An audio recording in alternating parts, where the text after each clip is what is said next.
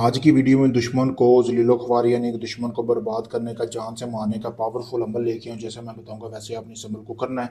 सबसे पहले आपने ये तवीज़ बना लेना है। अपने दुश्मन का कोई भी कपड़ा लेना है, उसके ऊपर आपने ये तवीज़ बनाना है जैसा कि आपको सामने नज़र आ रहा है।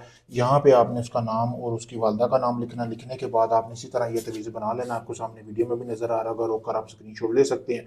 उसके बाद आपने करना ये है कि आपने 1 किलो गोश्त लेना है जैसा कि आपको सामने नज़र आ रहा है। मिट्टी के बर्तन में आपने डाल लेना। डालने के बाद आपने एक रात के लिए उस कपड़े के अंदर जो आपने दुश्मन का लिया है उसके ऊपर आपने एक रात के अंदर ये एक रात गोश्त पड़ा रहने देना।